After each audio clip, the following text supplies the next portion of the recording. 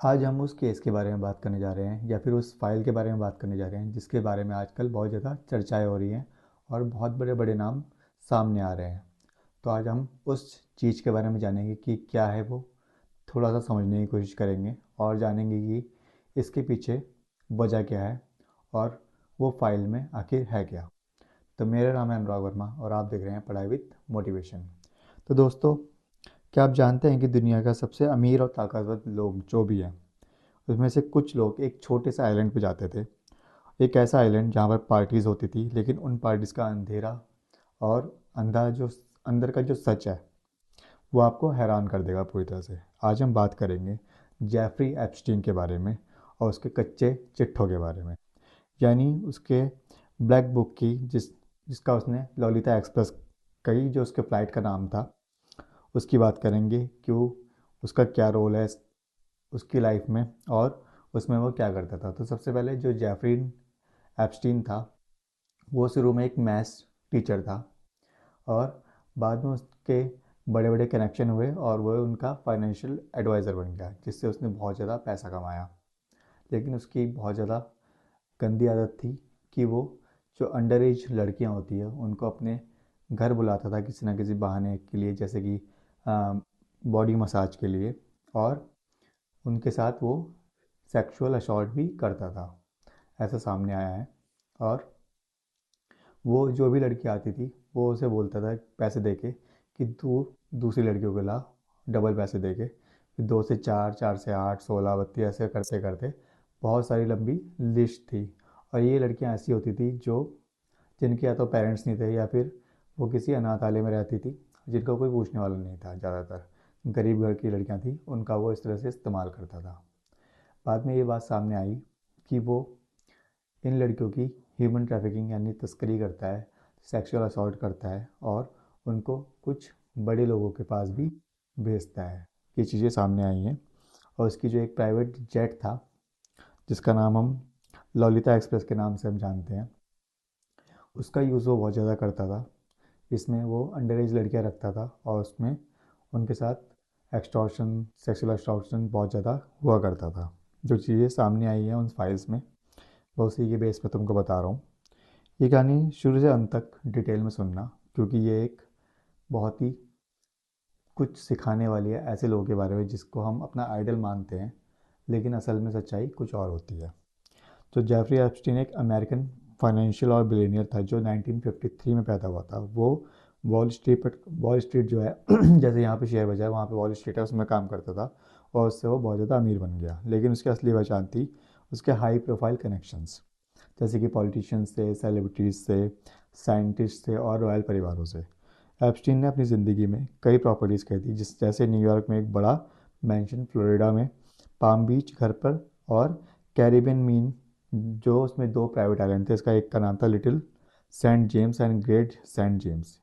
वो एक convicted sex offender था जिसे 2008 में फ्लोरिडा में अंडर एज गर्ल्स के साथ सेक्सुअल एक्टिविटीज़ के लिए जेल भी हुई थी, लेकिन वो खाली 13 महीनों में ही छूट गया।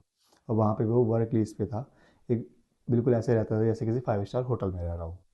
एप्स्टीन की दुनिया बहुत मिस्टीरियस थी। वो अपनी प्राइवेट जेट, जिसे ललिता एक्सप्रेस कहा जाता था, में दुनिया भर के लोगों को घुमाता था।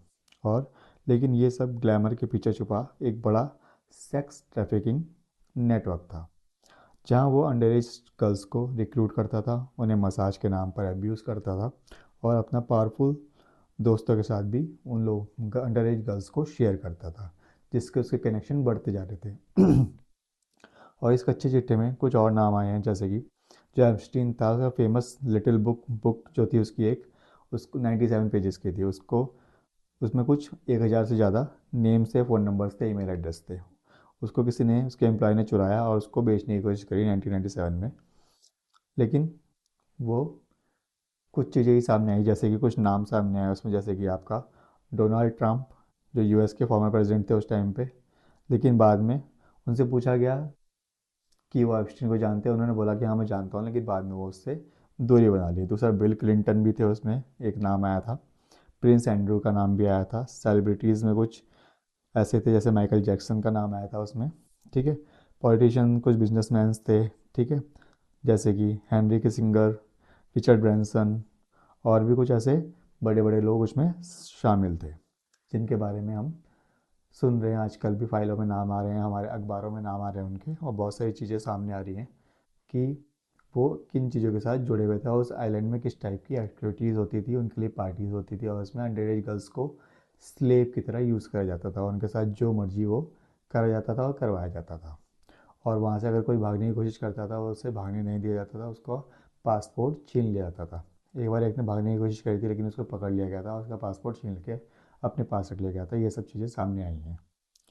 और ये जो हमारा इसमें इनका जो जेट था, एप्स्टीन का जो प्राइवेट जेट था बोइंग 727 लॉरिता एक्सप्रेस, उसके क्राइम्स का बड़ा हिस्सा था सबसे ज़्यादा।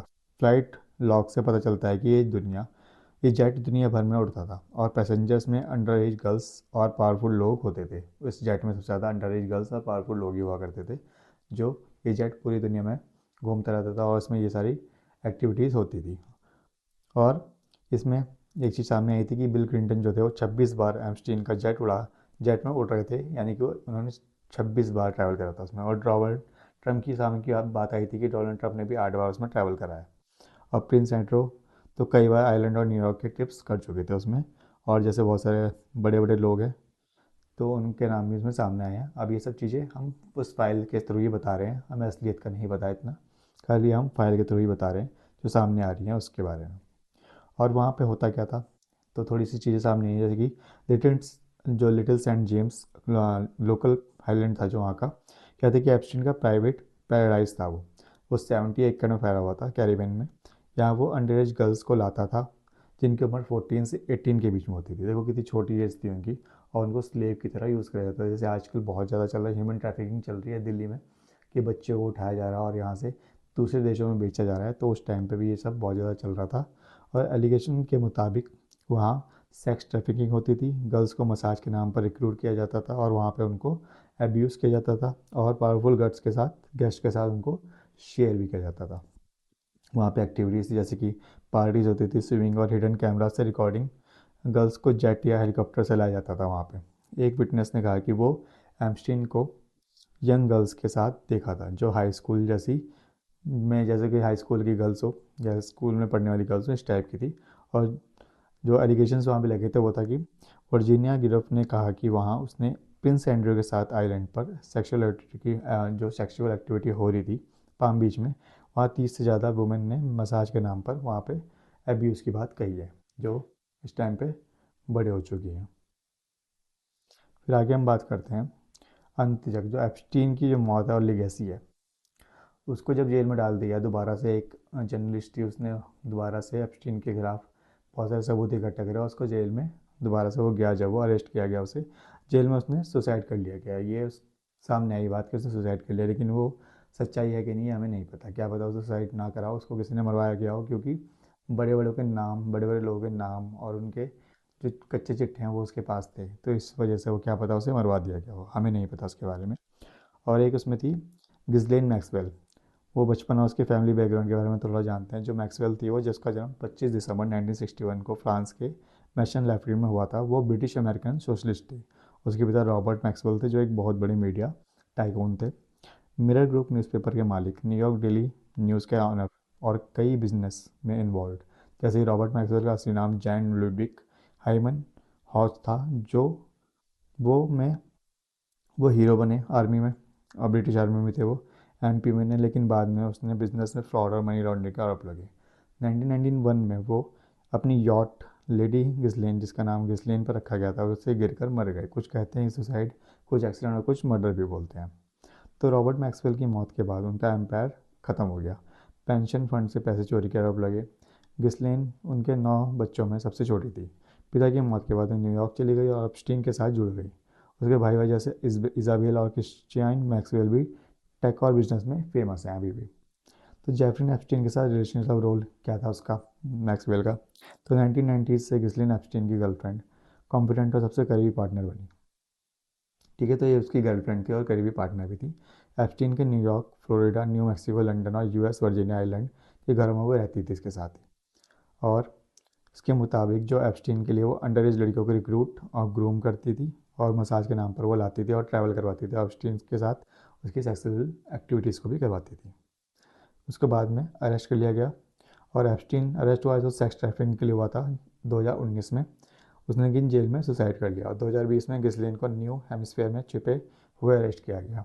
ठीक है, 2021 में न्यूयॉर्क में फेडरल कोर्ट में ट्रायल हुआ। 1 महीने की सुनवाई के बाद ज्यूरी ने उन्हें 5 से 6 कोर्ट्स पर गिल्टी पाया और सेक्स ट्रैफिकिंग ऑफ माइनर के लिए, ट्रांसपोर्टिंग ऑफ माइनर और क्रिमिनल सेक्सुअल एक्टिविटी के लिए और कॉन्स्पिरेसी काउंटेंस के लिए। ठीक है, अब उसकी आगे की जो है, जो अभी भी वो जेल में है क्योंकि, तो उस पर बहुत सारे इस टाइप के एलिगेशन चल रहे हैं जो अभी भी चलते आ रहे हैं। तो ये सारी चीज़ें हैं जो सामने आई हैं इस एप्स्टीन फाइल में, और इससे जुड़ी और बहुत सारी जानकारी मैंने अभी निकाली है थोड़ी बहुत, जो उस आइलैंड में होती एक्टिविटी और कितनी ज़्यादा घटिया एक्टिविटी होती थी, वो भी मैं आपको अगली वीडियो में बताऊंगा कि वहाँ पे और भी इससे भी ज़्यादा बेकार एक्टिविटी, हमारे सामने तो खाली सेक्सुअल एक्टिविटी के बारे में आया, लेकिन इससे भी घटिया और क्रूअल चीज़ें वहाँ पे होती थी जो मैंने थोड़ी बहुत निकाली है। मैं अगली वीडियो में आपको बताऊँगा उसके बारे में।